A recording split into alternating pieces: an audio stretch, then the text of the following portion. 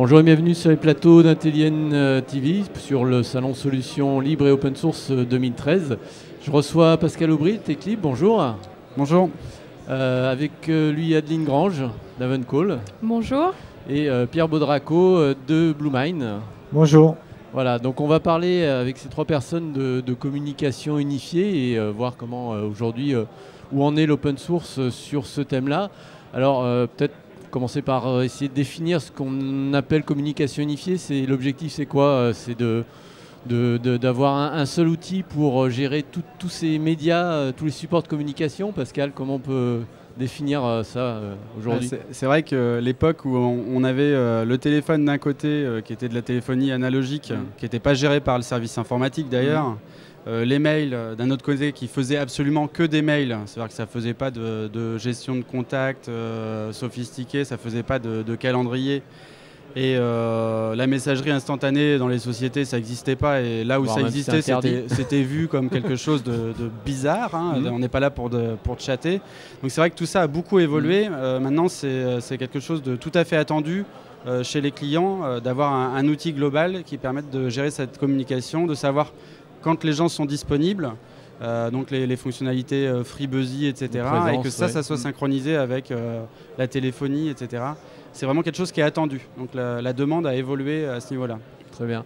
Alors on a deux acteurs un petit peu de ce type qui répondent à ce type de besoin. Alors Adeline, peut-être plus nous parler de la partie téléphonie, où on en est aujourd'hui justement sur la téléphonie et de l'open source. Ça existe ? Oui, tout à fait. Nous, notre approche, c'est vraiment d'avoir une solution qui est complètement ouverte et interopérable et justement qui permet de répondre à ces besoins de communication unifiée, de convergence. Voilà, donc que ce soit avec des applications comme la solution de Bluemind de messagerie collaborative ou avec des applications de RP, de CRM. Voilà, pour répondre à d'autres besoins. D'accord, donc on a une ouverture aujourd'hui. J'imagine effectivement, après on a tous les standards ouverts qui sont au cœur de la téléphonie. Aujourd'hui beaucoup de téléphonie IP de toute façon. Oui, tout à fait. En fait, la solution Xivo déjà intègre un serveur CTI qui permet justement de dialoguer avec ces applications tierces, donc celles qui sont en place, mais également celles dont les besoins se feront sentir par la suite dans le futur. Très bien. Alors Pierre, là c'est plutôt la partie messagerie. Alors messagerie, ça n'a rien de neuf, c'est quelque chose qu'on utilise depuis des années. C'est quoi les tendances aujourd'hui dans la messagerie? Qu'est-ce qui fait que la messagerie d'aujourd'hui, c'est pas celle d'il y a 20 ans? Alors la messagerie a un petit peu évolué, donc c'est vrai que c'est pas quelque chose de nouveau, mais c'est quelque chose qui est omniprésent. Je pense que quand on communique avec des partenaires, avec des fournisseurs, avec des clients, 99% ça reste du mail ou du téléphone. Donc ce sont des vieux canaux, mais ce sont des canaux qui sont omniprésents. L'enjeu d'aujourd'hui, ce qu'on voit d'ailleurs dans les demandes, c'est de dire, lorsque j'ai une information, par exemple un message, qu'il arrive par téléphone ou qu'il arrive par mail, l'important c'est le message. Donc une fois que je l'ai traité, je l'ai traité. Donc l'idée de la communication unifiée, c'est de dire, le message qui m'est arrivé, si je le lis par mon mail, ou si je l'ai par le téléphone, je l'ai lu. Donc de le marquer comme lu, un peu partout. Et on le voit très nettement dans les demandes ou dans les cahiers des charges de messagerie. Aujourd'hui, on a une demande, on souhaite migrer la messagerie, alors qui a évolué parce qu'aujourd'hui, quand on dit messagerie, on sous-entend aussi agenda, mobilité, voilà, le collaboratif proche de la messagerie, les tâches, les contacts, etc. Mais on voit de plus en plus de demandes de dire, même si ce n'est pas un besoin dès aujourd'hui, est-ce que ça va être compatible avec une solution de voix, avec la voix sur IP, avec le couplage téléphonique informatique, etc. Et c'est vrai que du coup, notre approche en tant qu'éditeur a été d'anticiper, de répondre à ce besoin qui est prévu comme fortement croissant, puisque c'est un marché qui doit prendre 200% dans les 3 années à venir, et de traiter ceci avec des partenaires spécialistes de leur domaine, dont notamment Avencall pour tout ce qui est voix sur IP. Et notre enjeu commun, c'est de proposer une messagerie open source collaborative unifiée, donc en traitant la voix avec Xivo, industrialisée, donc simple à déployer, pas avec des jours ou des dizaines de journées de tournevis, etc., pour que les intégrateurs comme TechLib puissent mettre en œuvre et répondre aux vrais besoins des clients de façon relativement simple, en traitant la valeur ajoutée plutôt que du tournevis, quoi.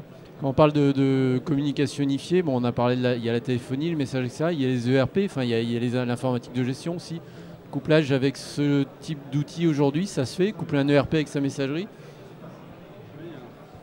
Oui, ça se fait et c'est particulièrement intéressant parce que ressaisir toute une base de contacts dans 2 outils et puis on a de plus en plus aussi de soft phones, de choses qui sont installées directement sur le poste de travail et qui vont éviter pour les gens qui font vraiment de la prospection en masse, enfin toute la partie gestion relations clients, etc. C'est quand même très pratique dans son CRM de dire je clique sur le numéro, ça m'envoie la communication et en même temps ça mesure le temps, c'est-à-dire ma démarche commerciale, le temps que je passe sur cette entrée-là. C'est des choses qui vont rentrer dans les statistiques de l'ERP, enfin du CRM, pour savoir l'efficience sur telle ou telle campagne ou telle démarche.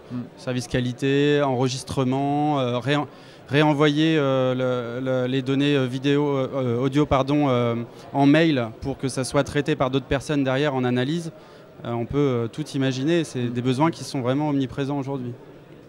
Sachant qu'au niveau de la messagerie, le couplage est naturel et très souvent fait, parce qu'aujourd'hui, le CRM par exemple, vous gérez la relation avec vos clients, mais beaucoup de communication passe aussi par l'email. Un devis accepté, une proposition, un accord, des discussions. Et l'enjeu du CRM, c'est de stocker toute cette relation. Donc si vous n'avez pas d'interface entre les outils, vous allez ressaisir ce qui vous est arrivé par mail dans un CRM. Donc il y a des scénarios assez classiques, c'est de dire comment je couple ma messagerie avec le CRM pour que automatiquement ce message-là, qui est l'accord sur un devis, soit intégré à mon CRM à telle affaire en disant ok, cette affaire elle est signée, j'ai eu l'accord. Voire déclenche derrière des processus de commande, de déstockage, de support, de suivi automatique d'incidents. Donc on a beau éduquer les utilisateurs, je pense qu'il faut s'y faire. Le canal mail va rester et reste omniprésent. Et donc tout l'intérêt c'est de comment on y ajoute un petit peu de métier, un petit peu de richesse pour justement automatiser ces tâches, de dire ça, il y a une information métier, comment je la retransmets dans le métier sans avoir à faire la manipulation manuelle. Et c'est tout un des objets de BlueMind d'avoir ouvert tout ce qui est API, d'avoir mis des choses qui viennent interagir au niveau du flux de messagerie pour être justement capable d'interagir, de dire tiens, ça c'est un mail qui est lié à telle demande, dans mon CRM, automatiquement je vais l'attacher au CRM. Mais téléphonie, j'imagine, c'est un autre canal de communication, on retrouve la même problématique. Oui, tout à fait, c'est ce que j'allais dire. On a à peu près la même démarche avec la téléphonie, c'est-à-dire qu'on va automatiser un petit peu les actions. En fait, à la réception d'un appel, ouvrir automatiquement la fiche client du contact et pouvoir saisir les informations directement dans la fiche sans avoir à être obligé d'ouvrir manuellement son outil. C'est vrai que quand on parle finalement de communication unifiée, c'est pas simplement la communication verbale, en fait, c'est la communication inter-application en fait, qui est primordiale, on va dire, dans tout ça. Dans la communication aussi, il y a les aspects, on en a parlé un petit peu au début, de chat, de discussion en ligne. Aujourd'hui, il y a des solutions dans le domaine de l'open source. C'est des choses que vous avez intégrées déjà ou pas dans vos outils, par exemple? Oui, déjà au sein de Xivo, il y a une intégration. Enfin, Xivo permet de faire du chat. D'accord. Et puis on est allé un petit peu plus loin aussi maintenant en proposant une solution de webconférence et de travail collaboratif, voilà.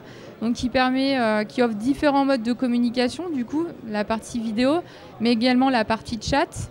Et puis partager des documents, travailler ensemble sur les mêmes documents et pouvoir y accéder avant, pendant la réunion, après la réunion. D'accord. Donc aujourd'hui, voilà, on présente différents acteurs là sur comment cette réunification entre guillemets un petit peu de tous ces outils-là, elle va être portée, elle se réalise comment? Ça va être plutôt le travail des intégrateurs finalement, d'assembler ces briques, ou est-ce qu'on peut imaginer voir apparaître des outils vraiment qui couplent tout? C'est chacun qui va un petit peu intégrer les composants de l'un et de l'autre. Je pense qu'il y a un peu des deux, c'est-à-dire qu'il faut que les éditeurs open source arrivent à travailler ensemble. On a la chance dans l'open source, enfin la chance, c'est un des fondements. Intrinsèque, oui. Voilà, c'est intrinsèque d'avoir bâti sur des protocoles ouverts, sur des choses ouvertes, connues. Donc on a la connaissance, on peut s'interfacer, on a des API, on peut partager. Mais l'idée, ce qu'attend l'utilisateur final, c'est des solutions utilisables. Donc au niveau des éditeurs open source, l'idée c'est d'aller plus loin que ce qui est fait aujourd'hui. Donc proposer des solutions qui vont répondre à des scénarios in fine, donc les scénarios qu'on a évoqués tout à l'heure, et donc proposer l'intégration du chat, de la voix, de la messagerie, mais de façon intelligente. C'est-à-dire que un mail qui arrive, il peut être intégré automatiquement, on peut traiter par la voix, intégrer tout ceci. Donc là, on bénéficie de tout l'aspect ouverture de l'open source, mais outre le fait d'aller plus loin, l'intégrateur aura tout son rôle pour justement rajouter des scénarios, intégrer, faire des interfaces avec d'autres applications tierces, parce qu'on va traiter des cas classiques au niveau métier, générique, oui. Mais des applications métiers spécifiques, il y en a un peu partout. Et je pense que l'open source va permettre de se concentrer sur la valeur ajoutée qui est justement qu'apporter par rapport à son métier, son application métier, plutôt que interfacer des aspects techniques qui sont moins intéressants pour le client. Je pense que ce qui est attendu par les intégrateurs, enfin nous au niveau de TechLib, ce qu'on attend, c'est d'avoir des solutions qui sont vraiment pluggables, parce qu'il y a un existant chez les clients. Des fois, il y a déjà un serveur Jabber en place, où il y a déjà une technologie sur telle ou telle partie. Et donc, ce que j'attends des éditeurs, c'est qu'il y ait les bus de communication et que ça soit documenté, qu'il y ait les API, qu'il y ait les web services qui permettent de faire des intégrations spécifiques sur un existant client. En évitant de lui dire, bah écoutez, non, nous la solution elle vient avec ça, et donc ça vous allez le jeter. Et donc là prend tout le rôle des vrais standards. Au même titre qu'un annuaire, il y a des standards, et si tout le monde parle le même standard, on peut gagner beaucoup de temps sur l'intégration. Après, c'est vrai que quand on est en terrain vierge, c'est-à-dire qu'il n'y a pas d'existant, d'avoir une solution qui est très bien intégrée, où les éditeurs eux-mêmes ont travaillé ensemble pour avoir quelque chose au niveau IHM, au niveau interface graphique qui est vraiment fluide, et avec un certain nombre de scénarios qui sont déjà pré-mâchés, c'est une énorme valeur ajoutée aussi, quoi. Et ça aujourd'hui, clairement, c'est l'open source qui peut l'apporter.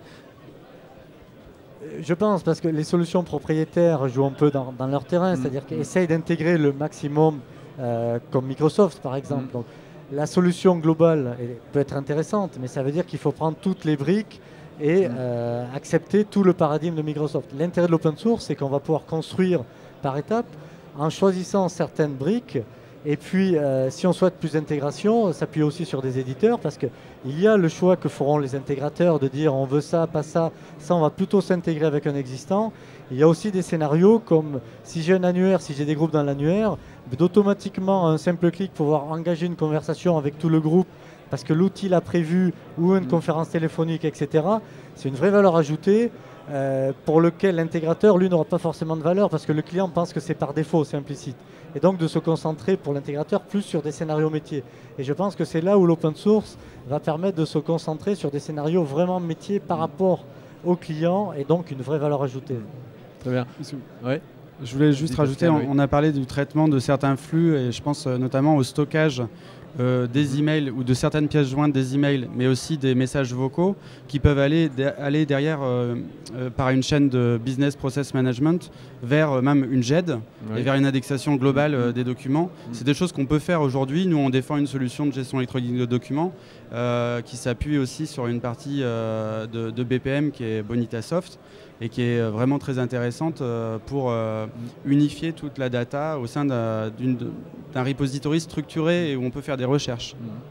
Juste revenir sur la partie téléphonie. Il y a du matériel quand même dans la partie téléphonie. On en est où aujourd'hui? C'est open ça aussi ou pas? Oui, tout à fait, complètement. C'est nous, donc nativement en fait, on gère le protocole SIP. Donc effectivement, on peut ça nous permet de gérer en fait tous les terminaux SIP du marché. Donc tous les grands constructeurs maintenant proposent des terminaux SIP. Donc que ce soit, on peut gérer pratiquement une trentaine de modèles de postes différents d'une dizaine de marques. Donc ça va d'Astra, de Snom, Polycom, Cisco. Voilà. Donc ça, on offre le choix au client de son terminal. Et puis on peut opter aussi pour des softphones. Donc si on veut abandonner le terminal physique, voilà, on peut opter pour du softphone également. Très bien, écoutez, je vous remercie beaucoup pour ce panorama. Je pense qu'on voit que effectivement l'open source va apporter clairement des réponses et apporte déjà clairement des réponses sur ces sujets-là. Merci beaucoup, bon salon, et puis à bientôt. Merci. Au revoir. Merci Philippe. Merci.